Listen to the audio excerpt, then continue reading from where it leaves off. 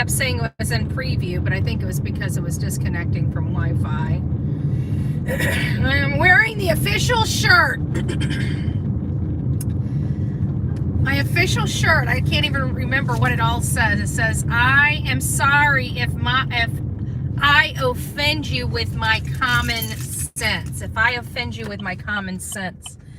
There you have it. If you guys would like your shirt, your offended shirt, you can get it from Sonia. You can get it from Sonia. And I lost one of the hoops that Laura got me, which is very upsetting. So I've got to try to take my hoop down to my jeweler and see if he can make me a matching hoop, which kind of sucks, but it is what it is. I love those earrings. So I've got some backups in. Good morning, everybody. I'm driving this morning, and I figured since I'm driving, we'll have some discussions, not really anything, just kind of thought processes. I think with this new case of Danne Polson, I think it does shed some light on the situation with Sebastian Rogers, predominantly with the alert system. I think we need to identify the differences between the cases and the fact that these alerts weren't set out in Danne Polson's case, which is what's leading me to believe, many people believe that child went into that water. I'm looking at the property and analyzing it along with, the trees, the slope, the area and stuff like that, because this is a 2-year-old child. We deal with a lot of ugly in this world, and I realize that people are already diving into questioning the mom, some things, and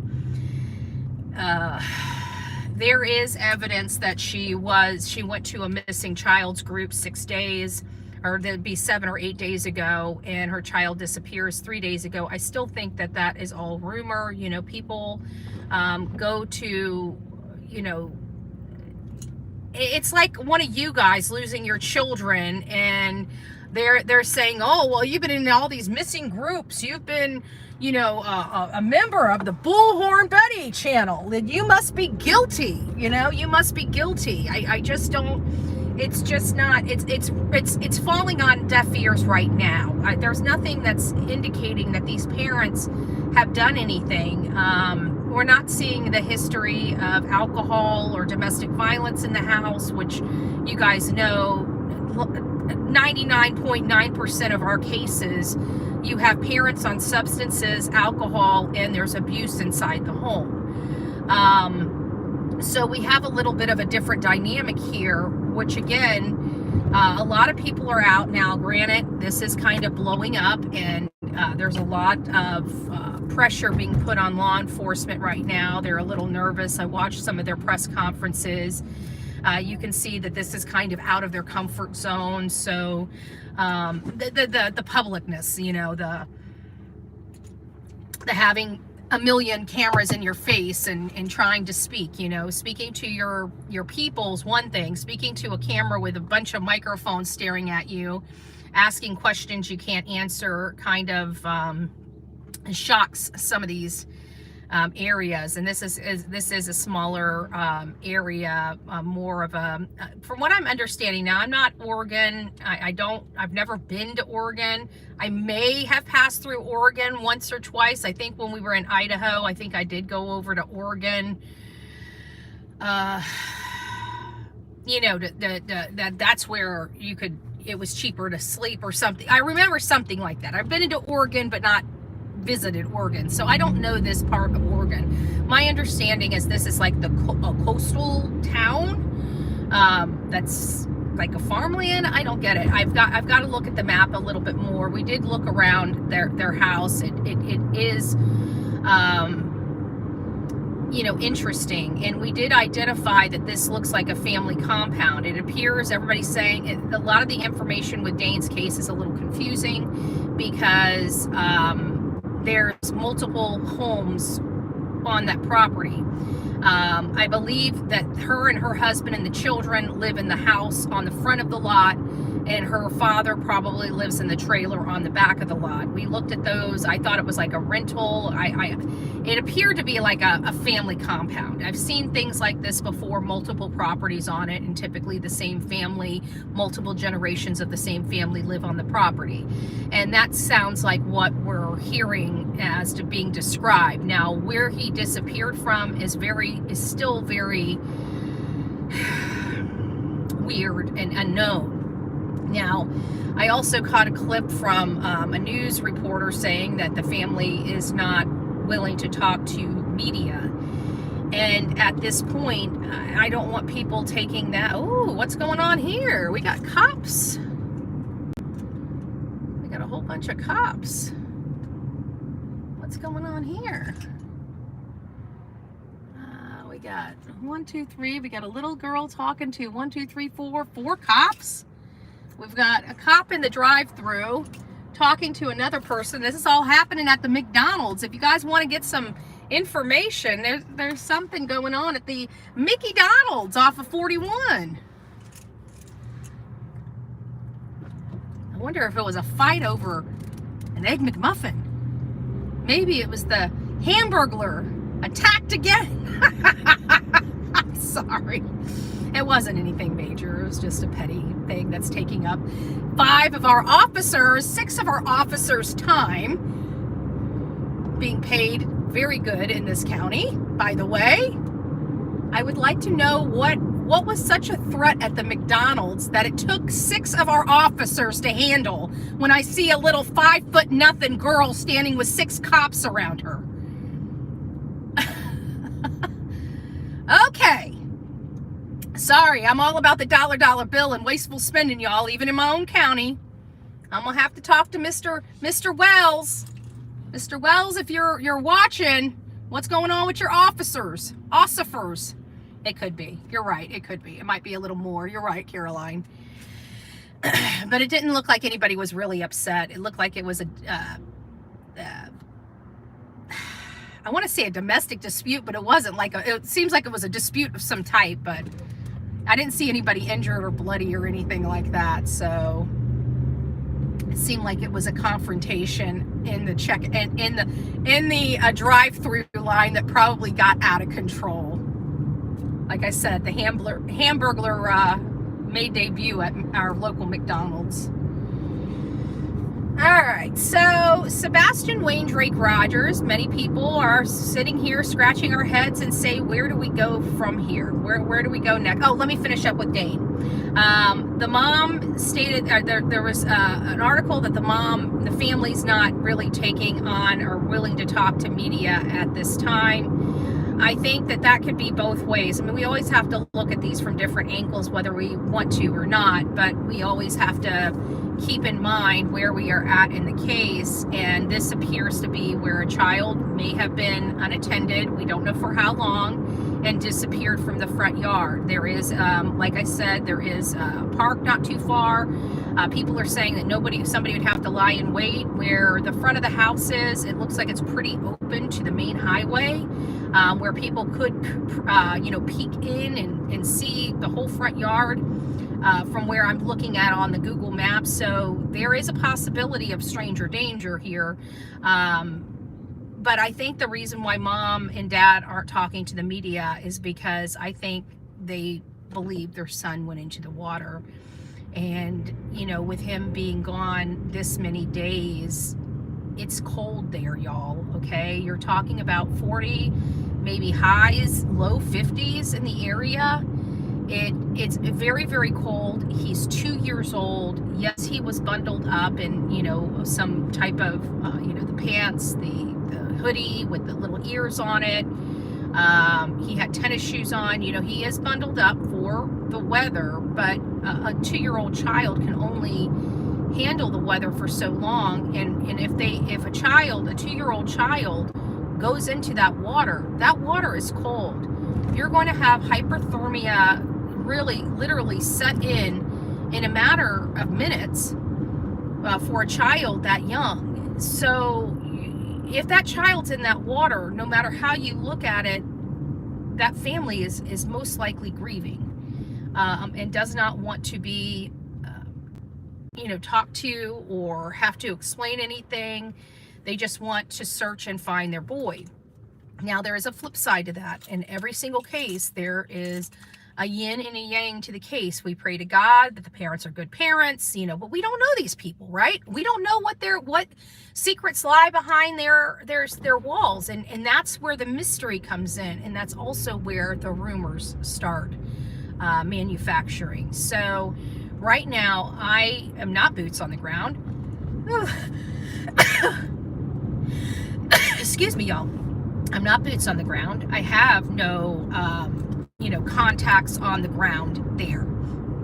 Hopefully in a couple of days, I will have a couple contacts on the ground there that can feed me some information. But right now, we are at the mercy of the local media and law enforcement. And law enforcement is telling us that they're very concerned that this child is injured.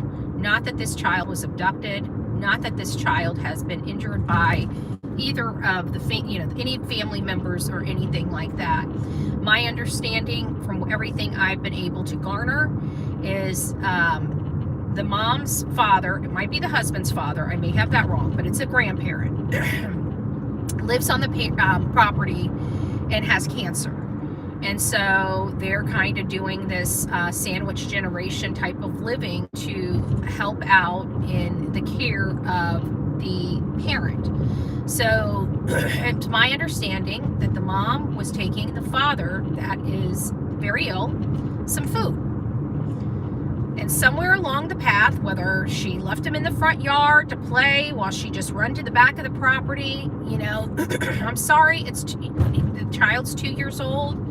It's out in the country, nobody bothers anybody. I think the furthest thing from her mind is the child being snatched from her yard. I don't think she anticipated anything else. Now, this is all based upon law enforcement and what law enforcement is feeding us, as well as mainstream media. Could there be more going on? Yeah, absolutely, there could be more going on. I mean, we have a situation like Sebastian Rogers, where we were led to believe that this child walked out of his home and was never seen again, and that he ran away. And that couldn't be further from the truth now that we're here a year later. But at the beginning, we didn't jump right on the bandwagon and say mom and stepdaddy are guilty, they can't produce their son. That's not how we do true crime. We have to go through processes to find out what is real and what is not real. And that's what we have to do with Danne as well. But right now, we just need people looking for him. And it sounds like if you have, I would say if you have a boat, get out there and look. But I think that's part of their main search area. And they'd want volunteers to stay out of their main search area. And there are reasons that they want that. Is one, because if this child's been out there that long, the chances of recovering that child safely at 2 years old with the weather conditions and things like that is going to be very difficult. Not impossible, but very difficult at this point. So they don't want anybody, stepping in or unintentionally interfering with the scene. If and when they find this young boy, they're going to need to make sure that the scene's not contaminated in any stretch of the imagination. Even in accidental, situations, they have to still do their job and rule out that there's no other possibility. And if that scene is trampled on or compromised, it could cause them a lot of extra steps, a lot of extra grief, just a lot more that goes into the case. Am I expecting this young 2-year-old boy to be alive? No, I'm not. Personally, I think this child, no matter what the theory that you may have, I don't think it's looking very good for this 2-year-old child. If we were to look at all avenues, from stranger danger to him simply, falling into the water, it doesn't sound like there will be any good outcome that's going to come of this case, unfortunately. And that's much like, the Sebastian Rogers case. He's been gone for so long. You know, we're always going to be hopeful that we find him safely, and that we pray that his mom, you know, decided to send him somewhere or put him somewhere. You know, those are always in the back of our mind as places of hope that we try to dwell in. But, you know, statistically, the the probability is very, you know, it's very low. It's not like I like saying that. It's just the reality of life. I mean, you have to have nutrients, you have to have things that sustain life. And when it comes to Sebastian, we don't know if he has the minimal essentials to sustain life, because we don't know where he is or what happened to him. We all know that the story we've heard doesn't make sense, and so that makes us very skeptical. Right now, in Dane's case, we don't know if the story makes sense or not. A lot of people are pretty upset that a 2-year-old child would be left alone. I mimic those concerns, but I also know that the best of the best parents have taken their eyes off their children and have had scares. I know that because, you know, people that I hang out with talk to me about their business. My mom talks to me about, you know, my upbringing. I know that things happen. Even the best parents do something that they think is innocent, and there's nothing that's going to come of it until something does. And then the rest of their life, they're blaming themselves, the shoulda, coulda, wouldas. And this very well may be the case. Right now, I'm not seeing anything. I think that sitting here and saying something to this mother, and being mean to this mother, I think is pretty freaking mean at this point. Because how would you feel if your son just disappeared because you took your child's eyes off of him 1 second? And yeah, you may say, oh, I would never do that. I guarantee you already have. The first person that always says that they would never do it is probably the person that doesn't even realize they're doing it. You know, I'm sorry, but people just aren't perfect. And if you're that perfect, well, I'd love to meet you, because I'd love to touch you, to have some of that perfect, you know, rub off on me. All right, guys, it's nice to see you all. Hey, hey, hey. Poor baby, these children need our protection, and it's so sad when it is, I agree with that. It is very sad when these types of things happen. And we don't really have any answers, you know, and that's what always bothers me. And I know that there's a discussion group out there that is discussing this case, you know, from all angles. And I've been reading, you know, I've been doing my own sleuthing, and I understand that the family is highly upset about the speculation on these channels. And I get it. When you lose, and I tell this all the time, when you have a death or you lose a family member, you need to have a person that heads the social media. It should never, ever, ever be the family, ever. The family should not be rolling. You should have a person independent that has the family's best interest at heart, you know, reviewing social media. It should never be the family. When a family is going through something like this, it's already traumatic for them. They're already going to be ultra sensitive, and they're not going to be able to understand. People are going to talk, and then they're going to get their feelings hurt, and then they're going to hate people. And it's like all of it could be resolved by the family having a point of contact that searches the social media, but they stay off, because some of the speculations and discussions are very hurtful. You know, if people think about it, if your child disappeared off your property and you feel that your child went into the water and may have lost their life, and then you go and read a post about how you most likely got rid of your child because you didn't want your child anymore, how hurtful would that be? That has to be, you have to have something leaning that way. And right now there's nothing leaning that way, and these discussion groups are already growing legs and heads. Will it get there? We don't know, right? We don't know what we don't know. The family appears to, well, we can't even tell you what the family looks like. They have had no media attention. We've only gotten, their neighbors' account for how they're acting. So I think that's what's fueling some of these things. I'm not fueling any of it. I don't want any part of that. Mom has something to do with it just yet. I mean, if there's some information that develops, we'll start looking into those avenues. But right now, I'm sitting tight for, this child's been missing now for 4 days, and as heartbreaking as this is, that child may not surface from that water for 2 weeks, okay? And because the water is so cold, the breakdown of that body might be preserved even longer than that. So we're looking at least a good 20 days before we can even make any type of assessment looking at the parents or anything like that, okay?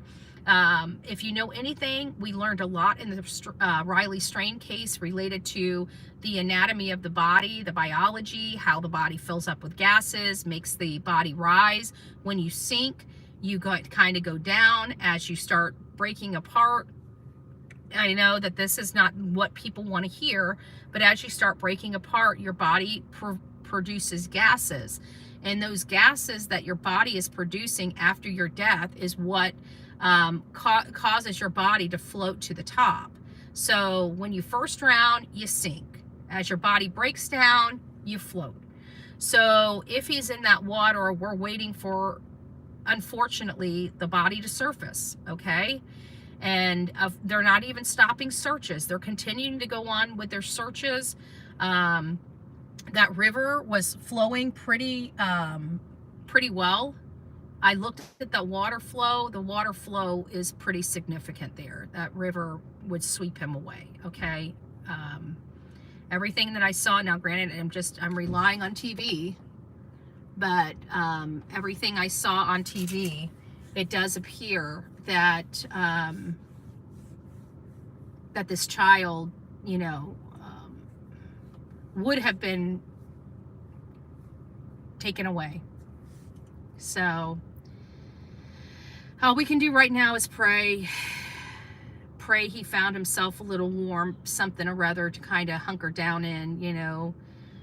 Believe it or not, like I said, J.J. Rollins, he was found within 24 hours or 48 hours. I can't remember which. I know he stayed a night, throughout the night in the forest out there, and he was found safely. But the difference between J.J. Rollins and this one is he was found, okay? He was found in a couple days, which is what we expect when we are looking for children.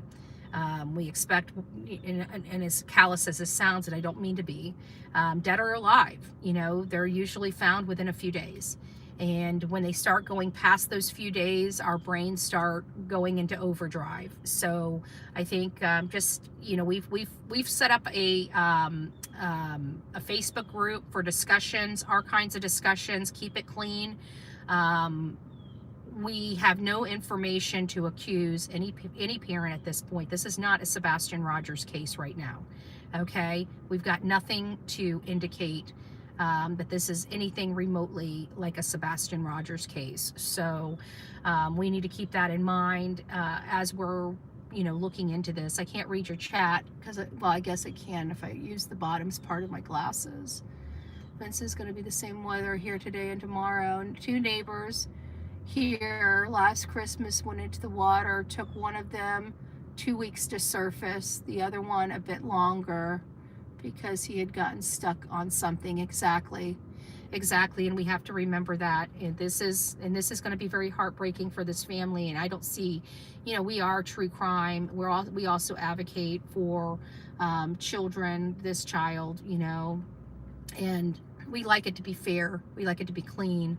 Many people think that we just jump to conclusions and go on these we do not. We do legitimate work around here and we follow the leads where they lead. And right now we have nothing, and we have a piece of property that looks like a kid could have, and it looks like it kind of goes down, by the river. When I was looking at it, it looks like there's some trees there.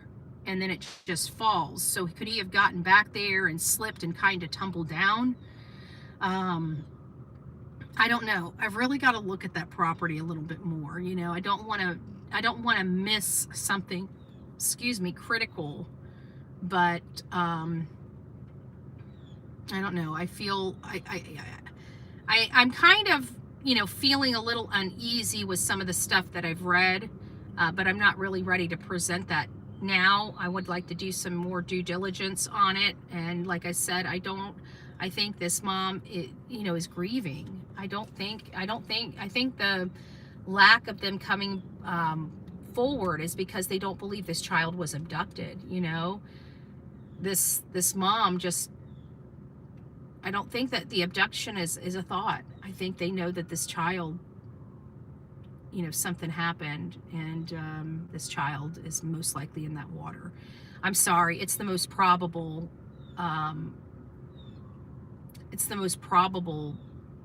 you know, place for him to be right now. And it's sad. So please, before you cast those stones, you know, say a prayer for the mom and the family. We need more information. We can't just, you know, half cock and go out and say, oh, this, that, and the other. Right now, it looks like this child went into that water. And if you lost your child like that, how would you feel if the whole world was beating on your door saying you did something? You know, we need to relax just a little bit and get some more information. That's my message. That's my message. All right, guys, I got to where I'm going. I'll see you guys about 12:30, 1 o'clock this afternoon. It might be later. It might be as late as 2. I've got some content that I'm going to try to drop. It may not be the kind of like my best work. You know, I may just drop little nuggets here and little nuggets there, but it's going to be of the Crystal Rogers case. We need to get you guys all caught up with the Crystal Rogers case because it's going to be one that we're going to be covering when it goes to trial, along with Brian Koberger. We're going to start diving back into that. So I've got to figure out, I'm going to have to probably do 2 channels, 2 cases on one channel, and we're probably going to have to migrate 2 cases to the other channel so we don't get too gunked up on the main channel. So if you guys have not subbed up to Bullhorn Betty Crime Stories, I definitely recommend you guys subbing up to Bullhorn Betty Crime Stories. We're starting to get several cases that are going on at once, and I've got to manage those from one side to the other. So anyways, rock it out with your coffee beans out. Don't forget to be fearless. If you see something, say something. An ounce of prevention is worth a pound of cure. And until next time, please be safe, but more importantly, kind to one another. Spread some cheer, not some fear. God bless.